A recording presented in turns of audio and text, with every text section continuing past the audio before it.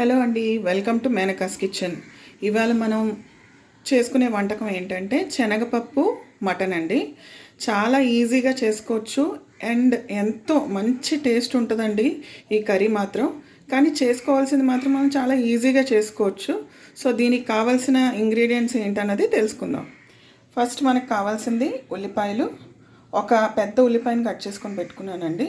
2 టమాటా cut చేసేసుకొని పెట్టుకున్నాను. తర్వాత కొత్తిమీర, తర్వాత నిలువుగా కోసుకున్న పచ్చిమిర్చి, తర్వాత ఉడకబెట్టుకొని పెట్టేసుకున్న మటన్ అంటే ఎగరబెట్టుకొని పెట్టుకున్న మటను, తర్వాత నానబెట్టుకొని పెట్టుకున్న శనగపప్పు, తర్వాత రుబ్బుకొని పెట్టుకున్న గరం మసాలా. ఇప్పుడు ఒక కుక్కర్లోని కొంచెం ఆయిల్ వేసుకొని మరిగించుకోండి. మరిగించుకున్న తర్వాత ఉల్లిపాయలు వేసి వేపుకుందాం. తరిగి పెట్టుకున్న ఉల్లిపాయలు పచ్చిమిర్చి వేసానండి ఆయిల్లోని. ఇది కొంచెం వేగిన తర్వాత మనం టమాటా వేసుకుందాం. ఈ వేగుతున్న ఉల్లిపాయల్లో చిటికెడు పసుపు కూడా వేసుకోండి. పసుపు అనేది మనం ప్రతి కూరలో వాడతామండి, అది చాలా ఆరోగ్యకరం కూడా. ఉల్లిపాయ బాగా వేగిందండి, గోల్డెన్ బ్రౌన్లోకి వచ్చింది. ఇప్పుడు మనం టమాటా వేసుకుందాం.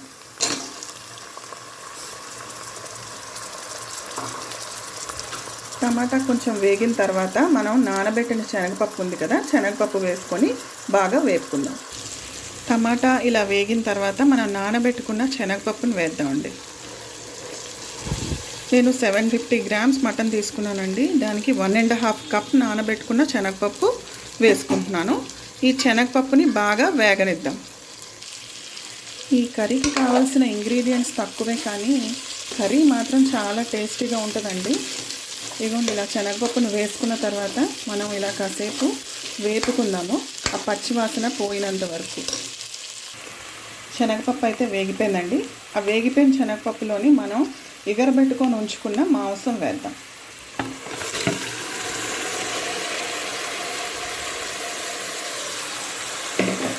ఇలా మాంసం వేసిన తర్వాత మనం కాసేపు వేగనిద్దాం.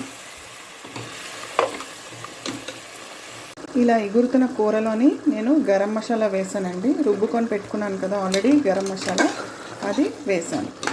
వేసిన తర్వాత దీన్ని కొంచెం బాగా కలుపుకుందాం.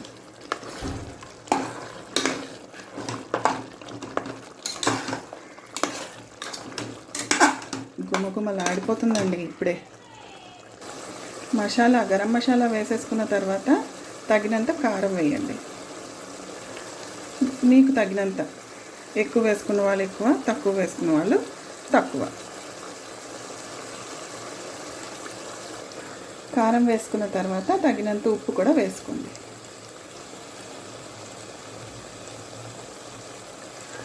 మాంసం ఎగరబెట్టేటప్పుడు కూడా కొంచెం ఉప్పు వేస్తామండి మనం, కాబట్టి ఇప్పుడు వేసుకునేటప్పుడు మాత్రం చూసుకొని వేసుకోండి. ఇక్కడ కొంచెం మనం ఉప్పు ఎందుకు చూసుకొని వేసుకోమంటున్నానంటే, నానబెట్టిన శనగపప్పును కూడా వేసాం కాబట్టి దానికి తగినంత ఉప్పు మాత్రం మనం వేసుకోవాలి.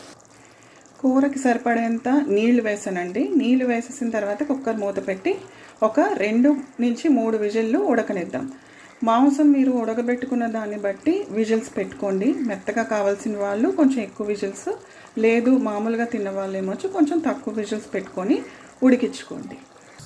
కుక్కర్ మూత పెట్టేశానండి. నేను 2 విజిల్స్ వచ్చిన తర్వాత అప్పుడు కూర అంతా పూర్తిగా ఉడికిపోతుంది. 2 విజిల్స్ అయితే వచ్చేసాయండి. ఇప్పుడు మనం ఆపేద్దాం. మన శనగపప్పు మటన్ కర్రీ రెడీ అయిపోయిందండి. శనగపప్పు మటన్ బాగా ఉడికిపోయింది. తర్వాత నేను కొత్తిమీర వేసేసి దాన్ని గార్నిష్ చేశాను. చూడండి, గుమగుమలాడుతుందండి కర్రీ మాత్రం. సో ఈ కర్రీని మనం మిరియాల రసంతో పాటు తింటే చాలా అద్భుతంగా ఉంటుంది. ఇగోండి, మిరియాల రసం కూడా అవుతుంది. సో మిరియాల రసంతో పాటు ఈ కర్రీని కాంబినేషన్గా చాలామంది తింటారు. సో ఈజీగా బాగా అద్భుతంగా అయిపోయే కర్రీ మాత్రం ఈ మటన్ శనగపప్పు కర్రీ అండి.